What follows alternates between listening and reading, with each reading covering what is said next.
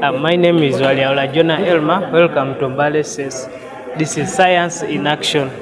With me here is the dual purpose fan that I made from plastics which were polluting the environment, and the e-waste which was found in the computer lab which was obtained from computers which had gotten spoiled and rather could not be repaired. This fan has two functions. It does the function of air conditioning, which is common on the fans, on the electric fans, but of which they use AC. This fan is rechargeable. Why do I say it's rechargeable? You can use it even if power is not there, because it has a lithium-ion battery which is able to recharge and store a charge for up to 8 hours. Here, this fan has a control unit which shows when it's having a lower charge and also when the fan needs to charge. The future plan is to add a power bank to it or a long-lasting battery to it, so that it can withstand the expected time, like 3 hours on using on only one single charge. Because this time now, it can only work for only 15 minutes when the lighting, and the air conditioning is working. And also, we need to enhance it that it can work at least 3 hours after every single charge. Also, we hope to add a strong battery that it can work as a power bank used for charging phones and also other things, because it has another external lighting system which you can just hang like in the house in case the power is off. In villages, students are performing poorly, and we haven't known why they are performing poorly. This is because they don't have light to revise their books during night. They only revise books during day, of which some students understand when they revise alone. So this is a substitute that this fan can work for both air conditioning and also lighting. Thank you.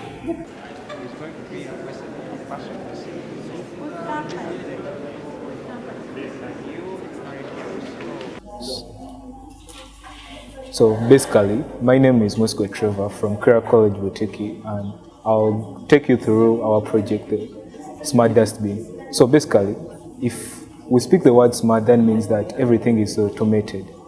In the world we are in, the moment you speak the word smart, that means it's automated. So we have come up with an automatic dustbin, basically to improve on hygiene and also to reduce the spread of diseases. How is this done? When we find out that the traditional dustbins we have require contact of a person, and that leads to poor hygiene and spread of diseases, because they will have to touch the lid of the dustbin, which they will go away with germs, and according to the people's setting, they are very lazy to wash hands. Now, how can we improve that? We came up with a dustbin which is sensor-based. Now, it uses sensors to detect any approach of a human being. And what does it do? When it detects somebody near it using its sensors, it triggers the servo motor. And what does the servo motor do? The servo motor opens the lid, and then the person will throw there the rubbish automatically without him wasting his time touching the dustbin or stepping. Basically, this will also help us reduce on the mechanical energy used. That means human beings will live a smart life, that you don't need to use your mechanical energy or waste a lot of energy doing certain things. So basically, I'll take a simple demonstration of how it works and maybe explain more details later. So basically, we use our power sources. We have two power sources. We have electricity using the charger, and also what we have, the dry cells. So dry cells, that means you are catering for all the people in the community, those who earn a lot and those who can afford and those who can't afford. So basically, here we don't have the charger to do that, but we can use a PC to act as our power source. So as we automate it, now how does it operate? As I said, it opens automatically without you wasting a lot of time. So when I put my hand this side, you find out that the dustbin automatically opens. So that's what it does. Now, everybody may wonder, how does it do it? Basically, we use the knowledge of ICT and digital electronics. So we have what we call programming. So basically, all whatever we have here is programmed that the servo motor is programmed to open the lid at 90 degrees. The sensor is also programmed that if somebody approaches it maybe at a certain distance, for our instance it's 15 centimeters, it will open automatically. So basically, with this, for us to think that hygiene will improve, spread of diseases will improve, and that means, true, we shall erase the traditional dustbins, because we find that people at this time may think that the traditional dustbins are more efficient. However, when you're to get sick, it's more expensive. So best we can say that prevention is better than cure. So basically, that's what we have come up with. And maybe the implemented subjects, we have subjects like biology, trying to understand how transmission of diseases goes on. Then we have physics, digital electronics, we have ICT, programming, basically computer programming and software maybe commanding. Then we have English basically for the communication skills and how can we pitch our ideas to the world. So basically that's what our idea has. Now for the future plans, we have things like implementing IoT, Internet of All Things, that you can control your dustbin on your phone. You can detect that the rubbish inside the dustbin is full. So basically, we shall also implement the sensor for detecting the rubbish when it's full. So for this, that's our next step, implementing Internet of All Things, that it makes it work more easier than ever. So thank you for listening. Okay. My name is Larissa Bonita from Kakira Secondary School in Senior 3 with my colleague. My name is Asekenye Gabriela Abril, a student in Senior 3 at Kakira Secondary School. Okay, here with us we have Moments Mathematics. It's a machine used for subtraction and addition. It works under the principle of moments from the subject of physics, solving problems in mathematics. This project is aimed at easing addition and subtraction in foundational classes, which are majorly nursery, then the pre-primary, which is primary 1 and 2, the lower. So this project is aimed at building and motivating learners to have the fun and interest for mathematics in the foundational classes, because in most academic reports, it's stated that mathematics is one of the worst performed subjects during national examinations. So we have this project with us to ease that in those foundational classes. We aim at providing a basic learning platform for the learners that makes them motivated and grows the interest for them. My colleague over there is going to demonstrate how the project works. Please hold this for me. Thank you. My name is Bankene Victor Benjamin from Kakira Secondary School, and this is how it works.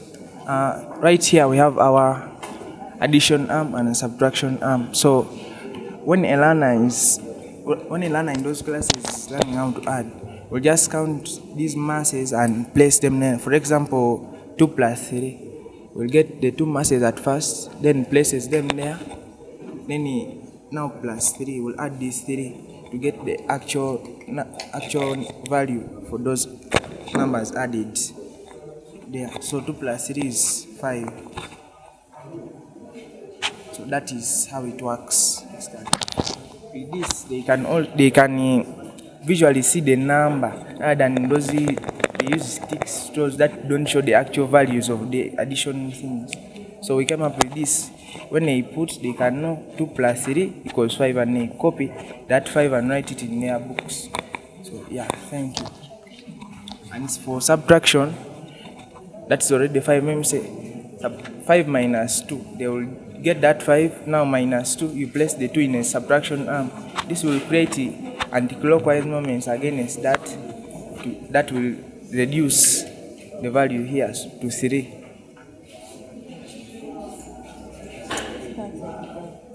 Yes?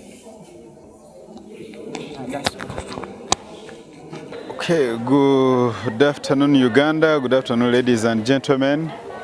We are gathered here as the Uganda Professional Science Teachers Union. This is a union that is an umbrella body for all the science teachers in the country. And these comprise of teachers of science in secondary schools. We have instructors in TVET. We have tutors and lecturers in NTCs and technical colleges. All those are under Uganda Professional Science Teachers Union, abbreviated as UPSTU. And as a union, we have objectives. And one of the objectives is to protect the interests of its members.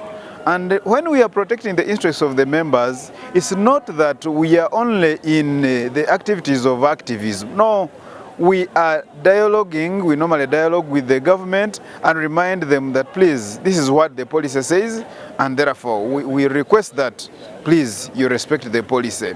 Then another objective of ours asks us to protect the learners.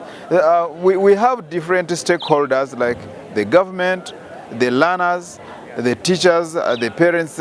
We have different stakeholders, and when it comes to protecting students, the learners, it doesn't mean that we are keeping them in a house, confining them somewhere. No, we are protecting them by protecting their rights as well.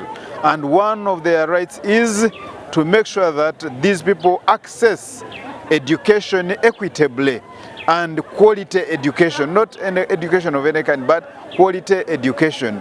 And in this initiative, we found that one way of making sure that these students have quality education is to get them exposed, to letting them explore and exploit their potentials. And in exploiting their potentials, you find that they have different discoveries. Try this and that so that they learn, they discover, and in discoveries they make research, they come out with new innovations to solve societal problems. And for today, in embracing that of innovation and creativity, we decided that we gather the students from schools of Eastern region. This Eastern region is comprised of Bukedi, Busoga, there is Bugisu, there is Sebei, and yeah, all those regions, sub-regions are under Eastern region, since we have 4 greater regions of the country. And in this, we are so happy that the head teachers of schools have managed to facilitate these learners to make sure that their innovations, their ideas have been brought up. And what I encourage these learners to do is to make sure that once they want to be good innovators, they need to always benchmark, and that's why they are here. They are interacting with different schools, students from different schools, meaning that they have different innovations. As you get exposed, you learn new things. And in that, I encourage them, after getting exposed, they benchmark. On benchmarking, they develop new ideas. Once they develop new ideas, they try them out and see what will come out. And they find out whether these ideas they have generated will help societal problems. In that, I will not hesitate to say that our work now, today, is to make sure that we bring to the public, to show the world what we are capable of doing. And these students of ours that we handle are brainy. They have a lot in their brains. So we need to let them explore and show us what they are capable of doing. As teachers, our work is to guide them, that please, here, if you want to get something better, adjust and modify like this, you'll get it better. But this is student-centered learning, as the new lower curriculum requires us to do. Ladies and gentlemen in media fraternity, thank you so much for supporting us. Thank you for always being with us.